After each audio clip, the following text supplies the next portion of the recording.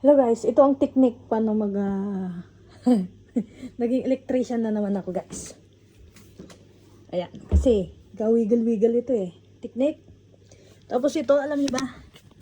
Ito, mahirap kung wala kayong kasama. Ganito ang gawin nyo. Oh, may ganito kayo. Yan.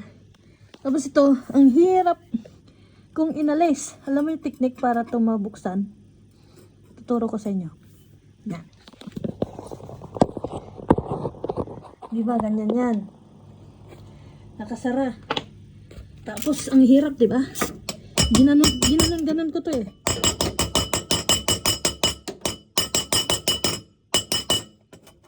Tapos, na-shoot siya dito. Ginanon ko. Kasi matagal itong dinabuksan eh.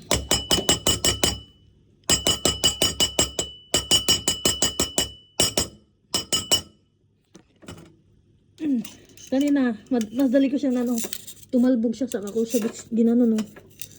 Kasi hirap siyang alisin. It's been a long time, so now alisin ko itong ito niya para makadrain doon. So, yan.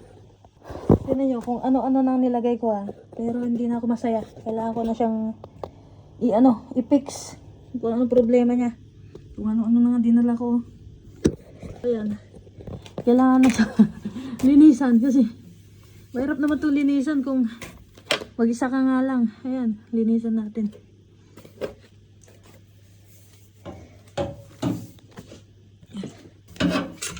Napakita ko dito rin after. Ayan, kahit pa paano nalinisan ko pa. I-move ko lang to. Ayan ako kung pantay na yung gulong niya. Ayan. So ayan, ang dumi. Ang dumi sa likod. So, ayan.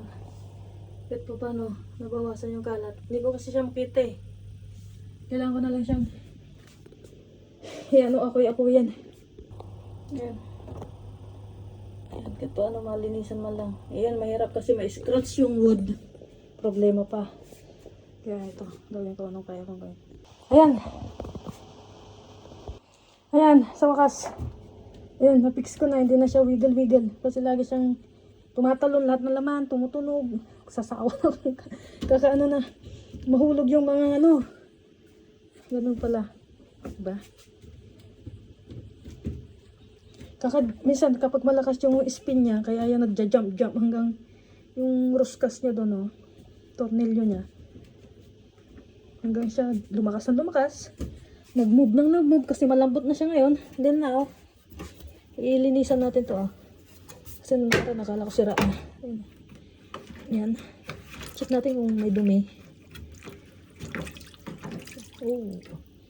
Kailangan talaga chine-check to once a week. Pero ako naman, yun. O, di nakadrain na. Hindi ko siya nagagawa. Pero nung 3 weeks, I think 3 weeks ago, nalinis ko to.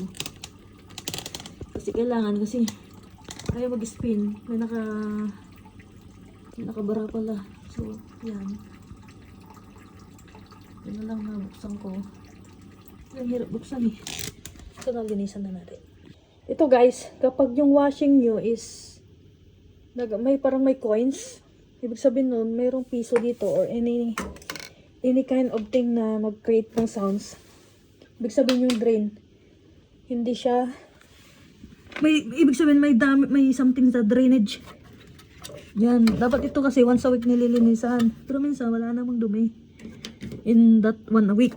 So, hanggang makalimutan ko linisan. Tapos to, kapag minsan, ang problema ng washing minsan, kapag ito hindi mo na mabuksan, ibig sabihin, yung motor nito sira na. May something na broken. Ito, ilang beses na itong na-repair. Worth of 800, ganun. Sabi ng amo ko, noon, bago na to eh. Parang bumili ka na lang din ng bago. So, ayaw nilang bitawan yung washing na yun. So, always like that. Yung motor, ilang beses ng palit. Parang ilang buwan lang. Yung nagsama na siya, bumili na siyang bago. Pero hindi ko yung basta-basta nag-order kasi. So, now, done.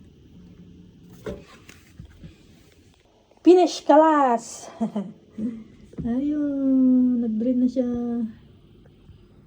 Wala na. ano ka, settle ka muna.